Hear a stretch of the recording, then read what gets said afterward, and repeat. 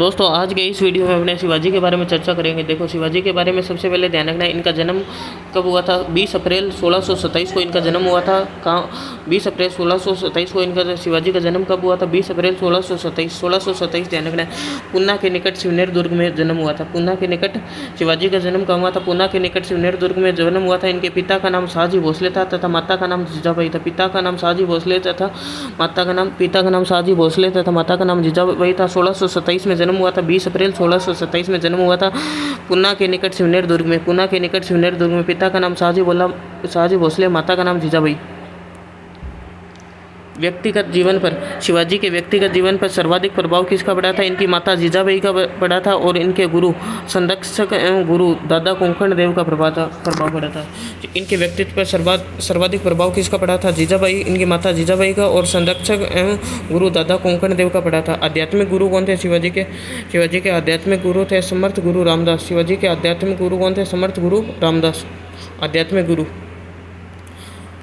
और सर्वप्रथम सिंहगढ़ तोरण एवं जावली के किले पर अधिकार किया। सर्वप्रथम सिंहगढ़ तोरण एवं जावली के किले पर अधिकार।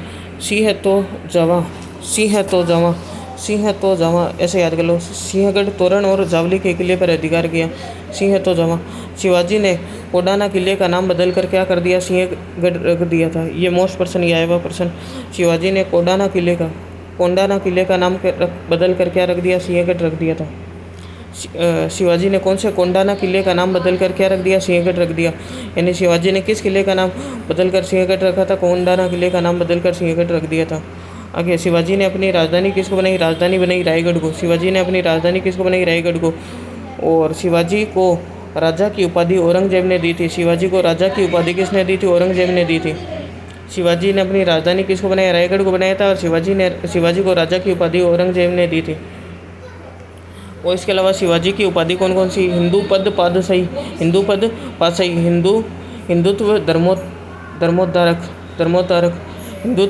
हिंदू पद पादशाही, हिंदू धर्मोद्धारक, गैर ब्राह्मण प्रतिपालक ये शिवाजी की उपाधियाँ है। हिंदू पद पादशाही, हिंदुत्व धर्मोद्धारक और गैर ब्राह्मण प्रतिपालक। हिंदुत्व पद पादशाही, हिंदुत्व धर्मोद्धारक और गैर ब्राह्मण प्रतिपालक ये शिवाजी की उपाधियाँ थी।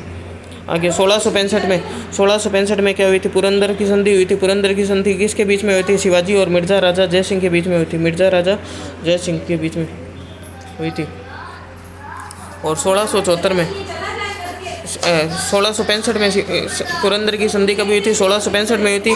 पुरंदर की 1665 में हुई थी। शिवाजी और मिर्जा राजा जय सिंह के बीच में हुई थी। और इसके अलावा 1674 में शिवाजी का राज्याभिषेक हुआ था। ठीक है, 1674 में शिवाजी का राज्याभिषेक हुआ था। काशी के विद्वान गंगा भट्ट ने राज्याभिषेक किया था। शिवाजी का राज्याभिषेक 1674 में हुआ था। काशी के विद्वान गंगा भट्ट ने किया था। और रायगढ़ में काशी के विद्वान गंगा भट्ट ने रायगढ़ में किया था। और इनके समय राज्याभिषेक के समय विदेशी कौन आया था? हेनरी ऑक्साइड आया हुआ था। और काशी के विद्वान गंगा भट्ट ने रायगढ़ में राज्याभिषेक किया था। विद्वान गंगा भट्ट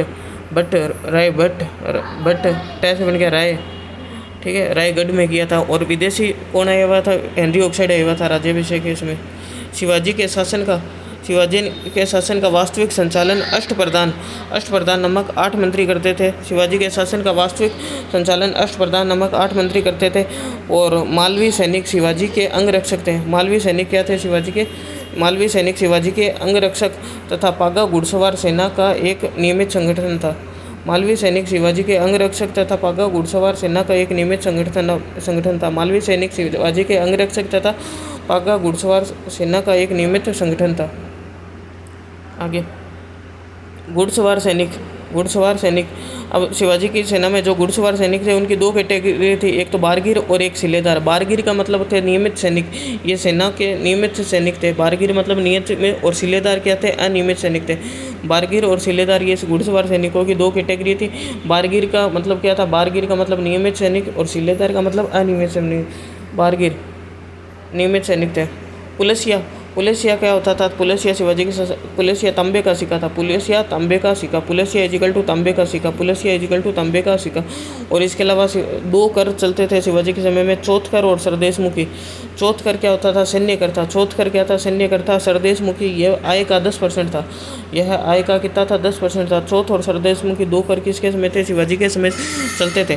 पुलिसिया क्या चलता था? तांबे का सिक्का चलता था। चौथ क्या था? सैन्य कर था। सरदेशमुखी यह आय का 10% था। आगे, शिवाजी के शासन के समय जो राज्य होता था, राज्य को बोलते थे सूबा, जिले को बोलते थे परगना, तहसील को बोलते थे तराफ और गांव को बोलते थे मौजा।